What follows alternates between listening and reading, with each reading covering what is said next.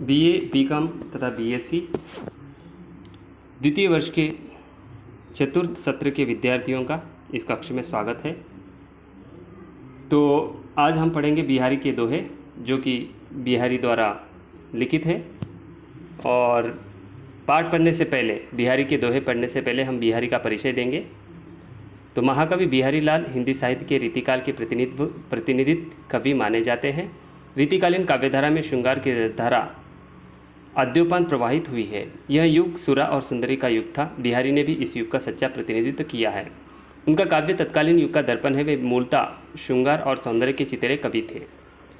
कहा गया है, जो को रस रीति को समझो चाहे सारू, पढ़े बिहारी सस्सई कविता को सिंगारू। बिहारी का जन्म सन 1595 में ग्वालियर में हुआ था। उनके पिता का नाम केशवराय था। केशवराय निम्बार्क संप्रदाय के महंत नरहरिदास के शिष्य थे। बिहारी ने वहीं पर संस्कृत तथा प्राकृत के काव्य ग्रंथों का अध्ययन किया था। बाद में वे मथुरा और आए और वहां उनका विवाह हुआ। जन्म ग्वालियर जानिए खंड बुंदेले बाल, तरुणाई आई सुधर, बसी मथुरा ससुराल। इसी काल में उन्होंने फारसी काव्य का अभ्यास किया तथा बादशाह शाहजहां से भेंट की। सन 1645 के आसपास वे आमेर गए। आमेर के राजा जयसिंह ने अपनी नवविवाहिता रानी के प्रेम और सौंदर्य से मुग्ध होकर राजकार्य देखना छोड़ दिया था। इसके कारण प्रजानन व्यतीत थे। तब बिहारी ने एक दोहा लिखकर राजा के पास पहुंचाया, जिसका राजा पर अद्भुत प्रभाव पड़ा। वह दोहा था, नहीं पराग नहीं मधुर मधु नहीं विकास यही काल, अली कली ही सो बिंध्यो आगे कौन हवाल। बिहारी का देहावसान सन 1663 में हुआ। बिहारी की कीर्ति का आधार उनका सत्सई ग्रंथ है। यह गाथा सप्तशती, आर्य सप्तशती, अमरूक शतक आदि ग्रंथों की प्रेरणा से निर्मित विविध भावों की रत्नमाला है, जिसकी आभा के सम्मुख अन्य मुक्तक न्यून प्रभावी सिद्ध हुए। मुक्तक परंपरा में बिहारी का स्थान शीर्ष स्थान पर है। यह सत्सई परंपरा की एक उज्ज्वल कड़ी है। इसके अंतर्गत भाव सौंदर्य तथा अलंकारिक सौंदर्य का समन्वय दर्शित होता है। इसमें ध्वनि काव्य के उत्कृष्ट उदाहरण मिलते हैं। ब्रजभाषा के माधुर्य से ओतप्रोत 700 दोहों की इस सत्सई रूपी गागर में बिहारी ने श्रृंगार रस का सागर समाविष्ट किया है। कहा गया है, ब्रजभाषा बरनी सबे कविवर बुद्धि विशाल, सबकी भूषण सत्सई रची बिहारी लाल। बिहारी ने इसमें प्रेम और कला दोनों का महत्व अंकित किया है। उनकी श्रृंगार भावना से युक्त रचना में जनरुचि को आश्रय दिया गया है। उनका एक एक दोहा मर्मस्पर्शी है। इसके संबंध में कहा गया है, सत्सैया के दोहरे जो नावक के तीर, देखन में छोटे लगे घाव करे गंभीर। उनकी इस रचना में सौंदर्य तथा प्रेम क्रीड़ा की मनोरम झांकियां दर्शित होती है। नारी के नक्षिक रूप, सौंदर्य का, वयसंधि का, मादकता का चित्र मन को मुग्ध करता है। श्रृंगार के संयोग पक्ष के चित्रण में वे सिद्धहस्त है।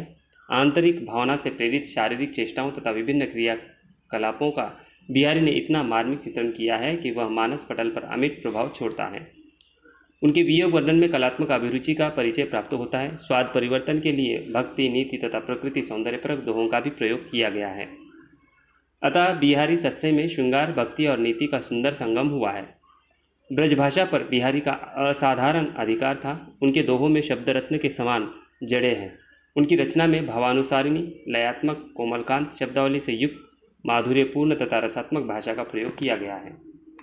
उनके काव्य में निहित उक्ति वैचित्र्य, वाग विदग्धता तथा शाब्दिक चमत्कार काव्य की शोभा को बढ़ाने में सहायक सिद्ध हुए हैं।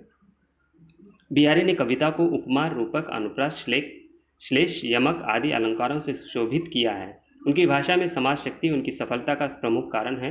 अद्भुत कल्पना, मुहावरे तथा लाक्षणिक प्रयोगों से यह काव्य अत्यंत सौंदर्यपूर्ण, आकर्षक, रोचक तथा सजीव हुआ है। भाषा तथा भावों का कलात्मक वैभव बिहारी के काव्य की विशेषता है। प्रस्तुत दोहे में बिहारी ने नीति, भक्ति, सौंदर्यपरक भावों का सुंदर वर्णन किया है। तो परिचय के बाद अब हम दोहे पढ़ेंगे। पहला दोहा है, सोत ओढ़े पितु पटु श्याम सलोने गात, मनो नीलमणि शैल पर आतपु परियो प्रभात। तो इस दोहे में जो है बिहारी कहते हैं कि श्री कृष्ण सोहत ओढ़े पितु, मतलब सोहत ओढ़े पितु पटु श्याम सलोने गात, मनो नीलमणि शैल पर आतपु परियो प्रभात। तो जिस प्रकार श्री कृष्ण जो है श्यामल शरीर वाले हैं और वह जब पीताम्बर पहनकर अगर वो रहते हैं तो उनका पोशाक जो है वो पीताम्बर की रंग के तरह है, तो वो पहनकर वो जब रहते हैं तो बहुत ही शोभा देते हैं, क्योंकि शाम जो है वो सलोने दिखाई देते हैं। कैसे? सोहत ओढ़े पितु पटु, मतलब पितृ रंग का जो उन्होंने शरीर पर जो वस्त्र धारण किया है उससे। मनो नीलमणि शैल पर आतपु प्रियो प्रभात, और जिस प्रकार नीलमणि रूपी जो पर्वत है उस पर्वत पर जैसे सूर्योदय का सुबह सुबह जो प्रकाश दिखाई पड़ता है और बहुत ही सुंदर दिखता है। सुबह जो है वो नीलमणि पर्वत पर जब सूर्योदय का उदय होता है तो वह जो वातावरण है, वह जो स्थिति है, बहुत ही सुंदर दिखाई देती है। उसी प्रकार जो है श्री कृष्ण का जो श्यामल शरीर है, वह श्री कृष्ण पीते रंग वाले जब पीताम्बर ओढ़कर हमको हमारे सामने आते हैं या फिर हमको दिखाई देते हैं तो बहुत ही सुंदर दिख पड़ते हैं।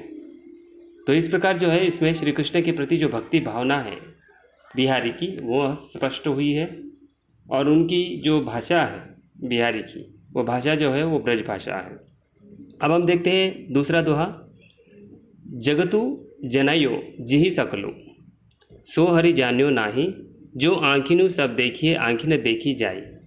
मतलब इस दोहे में जो है ईश्वर के प्रति विश्वास, ठीक है। तो संसार के स्वभाव के बारे में कवि कह रहे हैं, ठीक है। संसार का जो सहज स्वभाव है उसके बारे में कवि कह रहे हैं।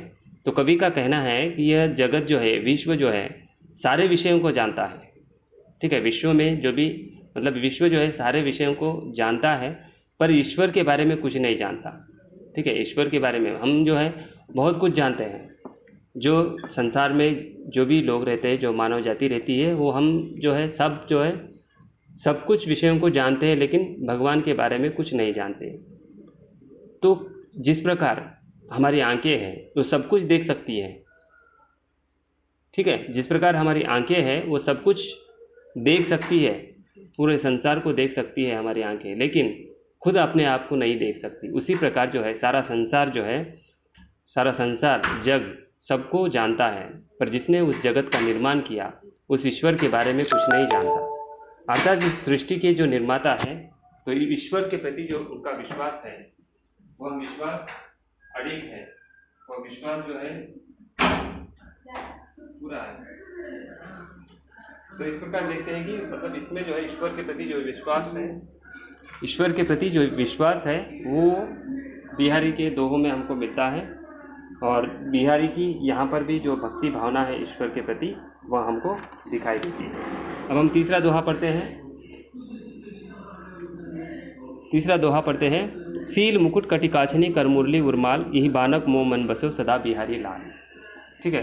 तो यहाँ पे जो है इस दोहे में कृष्ण का जो रूप है उसका वर्णन करते हुए कवि कहते हैं कि सिर पर जो मुकुट धारण किया है कृष्ण ने, और कमर पर जो घुटनों तक कसकर पहनी हुई जो धोती है, और उनके हाथ में जो मुरली है, और हृदय पर जो मालाएं जो पहने हुए हैं कृष्ण, तो इसी रूप में तुम हमेशा मेरे मन में निवास करते हो, ऐसे बिहारी बोल रहे हैं। तो इसमें बिहारी लाल जो है शब्द के, मतलब बिहारी लाल शब्द के दो अर्थ इसमें बताए हैं। एक तो वृंदावन में विहार करने वाले श्री कृष्ण हैं और खुद कवि का नाम है, ठीक है। एक वृंदावन में जो है विहार करने वाले श्री कृष्ण और खुद कवि का नाम जो है वो बिहारी लाल, ठीक है, बिहारी लाल है।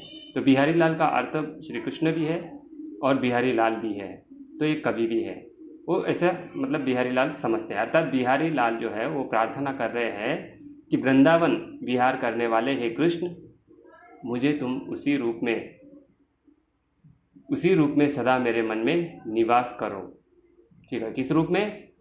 जिस प्रकार जो है सिर पर मुकुट है, कमर पर घुटनों तक कसकर जो पहनी हुई धोती है, और हाथ में जो मुरली है, और हृदय पर माला पहने हुए है, उस प्रकार जो है मुझे हमेशा सदा मेरे मन में निवास करो। तो इसमें भी जो है कृष्ण की भक्ति भावना हमको दिखाई देती है और व्यक्त होती है। अब हम चौथा दोहा पढ़ेंगे। बतरस लालच लाल की मुरली धरी लुकाए, सौ करे भवन हंसे दैन कहीं नटी जाए। तो इसमें जो है गोपियाँ, इस दोहे में जो है गोपियों ने कृष्ण की जो मुरली है वो छिपा रखी है, और कृष्ण की मुरली मांगने पर वे उससे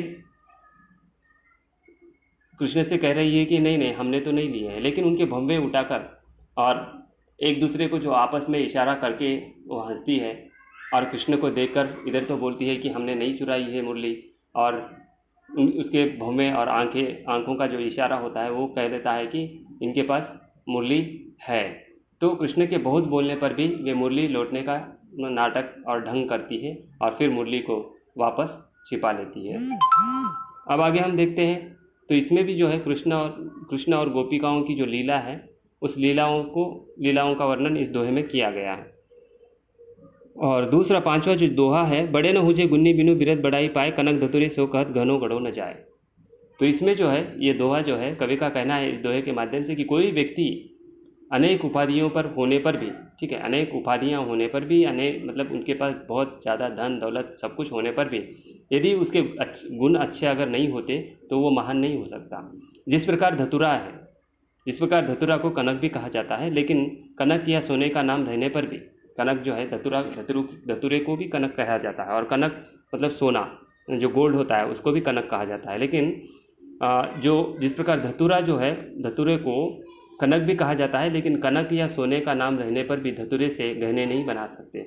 उसी प्रकार व्यक्ति बड़ा संपन्न या महान होने पर भी उसके गुणों पर आधारित होकर ही सज्जन कहलाता है। अगर उसके गुण अगर खराब है तो वो सज्जन नहीं कहलाएगा। तो इस दोहे में जो है बिहारी ने सज्जन व्यक्ति के जो लक्षण होते हैं और उसका वर्णन किया है। अब छठा दोहा पढ़ेंगे, कैसे छोटे नन्नू ते शरद बन्नू के काम, मड़ियो दमामो जातो क्यों कहीं चूहे के चाम। तो इस दोहे में जो है बिहारी ने, तो उनका कहना है कि जो छोटे मनुष्य होते हैं अर्थात नीच बुद्धि वाले मनुष्यों से बड़े बड़े काम नहीं होते, ठीक है। जैसे नीच बुद्धि वाले मनुष्य होते हैं और छोटे मनुष्य जैसे जिसको मतलब छोटे मतलब हाइट से छोटे नहीं होते हैं बल्कि उनके गुणों से बुद्धि से छोटे होते हैं। तो ऐसे नीच बुद्धि वाले मनुष्यों से बड़े बड़े काम नहीं होते हैं। जिस प्रकार चूहे के चमड़े से बड़े बड़े नगाए नहीं बन सकते, बड़े बड़े जो नगाड़े होते हैं वो नहीं बन सकते, उससे हम नगाड़ों को तैयार नहीं कर सकते। उसी प्रकार जो है नीच बुद्धि वाले लोगों से बड़े बड़े कार्य भी नहीं हो सकते। फिर आगे कहते हैं, जपमाला छापे तिलक सरे एको काम, मन कांचे नाचे व्रता सांचे रांचे राम। तो इस दोहे में जो है कवि जो है जो आडंबर को दूर करने के लिए वे संदेश देते हैं इस दोहे के माध्यम से। तो कवि कहते हैं कि हाथ में जपमाला और माथे पर तिलक लगाने से कोई भी काम अच्छा नहीं हो सकता। यदि मन कच्चा है अर्थात पवित्र नहीं हो तो सांसारिक विषयों में पड़ा रहता है। तो सच्चा मन ही राम में रम जाता है, अर्थात सच्चे मन से ही ईश्वर में भक्ति उत्पन्न होती है। तो जपमाला छापे तिलक सरे न एको काम, मतलब माला जपने से और माथे पर तिलक लगाने से कोई महान व्यक्ति नहीं हो सकता और अच्छा भक्त नहीं बन सकता। मन कांचे नाचे व्रता सांचे रांचे राम, और हम राम राम बोल रहे हैं और हमारा मन जो है इधर उधर भटक रहा है। तो ये जो आडंबर है, तो आडंबर का विरोध करते हैं इस दोहे के माध्यम से, आडंबर से दूर रहने का हमको संदेश देते हैं। और 8वां जो दोहा है वो हम पढ़ेंगे, कहत सबे बेंदी दिए आंकू 10 गुनो होतु, तिये तिलार बेंदी दिए अग्नि तो बढ़तु उदोतु। तो यहाँ पे जो है इस दोहे में जो है पवित्र, हमेशा जो है मन को पवित्र रखने का संदेश कवि देते हैं। कवि कहते हैं कि संसार में सब कुछ सुंदर है, ठीक है, सुंदर और मतलब सुंदर।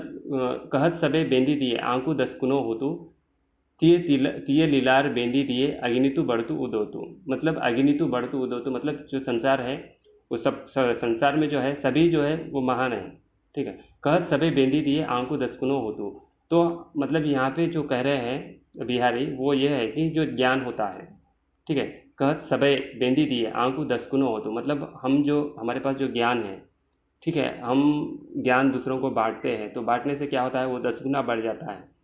और हम अंदर ही अगर किसी को नहीं बताएंगे, हमारे ज्ञान का संपादन जो है उसका विस्तार नहीं कर पाएंगे तो वो हमारे मन में ही रहता है। तो बांटने से जो है तो उसका जो ज्ञान है वो बढ़ते जाता है। तो इस प्रकार जो है इस दोहे में उन्होंने हमको समझाया।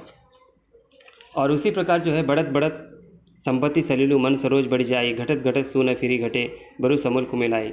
बढ़त संपत्ति सलीलू मन सरोज बढ़ जाए, मतलब संपत्ति जो है पैसों से जो है नोट्स बनते हैं। मतलब जैसे बोलते हैं ना, पानी बूंद बूंद से जो है बूंद बूंद से घड़ा भरता है, उसी प्रकार जो है बढ़त बढ़त संपत्ति सलिल। तो संपत्ति का अगर संपादन करना है और संपत्ति जो है संपत्ति को हम ज़्यादा से ज़्यादा जो है ज़्यादा से ज़्यादा कमाना है, तो तब हमको क्या करना पड़ेगा, तो एक एक पैसे का जो है जुगाड़ करना पड़ेगा। तो मन सरोज बढ़ जाए, तो उससे क्या होता है, हमारा मन जो है मन में जो विचार है वो भी विचार बढ़ते जाते हैं। घटत घटत सो न फिरी घटे, बरु समूल को मिलाई। अगर हम संपादन अगर एक एक पैसे का जुगाड़ अगर नहीं करेंगे, फिर एक पैसा आ गया, फिर मतलब 10 रुपये आज आ गए या 50 रुपये आज आ गए, आज ही खर्च कर दिए, ऐसा अगर करेंगे तो फिर वो घटते ही जाएगा। तो अंतिम जो दोहा है वो है, समय समय सुंदर सबे रूप कुरूप न कोई, मन की रुचि जेती जीते तित तेती रुचि हुई। मतलब बिहारी कहते हैं कि संसार में जो है संसार में सब कुछ जो भी है वो सुंदर है, और बिहारी जो है सुंदर और कुरूप में कोई भेद नहीं मानते हैं। और अपने मन की मतलब भी सौंदर्य जो है वो है, मतलब सुंदर जो है वही है जहाँ पर हमारा मन रमता है, ठीक है, वही सुंदर है। तो संसार में कोई रूप कुरूप या सुंदर, ठीक है, ऐसा नहीं होता है, बल्कि जो दृष्टि होती है, देखने की जो दृष्टि होती है वो अपने में ही होती है। तो इसलिए बिहारी जो है वो मानते हैं कि तो चीज़ में कोई सौंदर्य नहीं होता है, बल्कि हमारे मन में सौंदर्यता और हमारे मन में जो अच्छे विचार होते हैं, हमारे मन से जो अच्छे विचार निकलते हैं, और हम जिस तरह अच्छा सोचते हैं, उसी प्रकार जो है सौंदर्य जो चीज़ है वो हमारे मन में ही होती है। अगर हमारा मन साफ़ है तो हमको कोई भी चीज़ जो है वो सुंदर दिखती है। इस प्रकार जो है, तो यहाँ पे जो है पवित्र रखने, मन को जो है पवित्र रखने का संदेश देते हैं। तो इस प्रकार जो है हम बिहारी के 10 दोहों को पढ़ा है। तो धन्यवाद।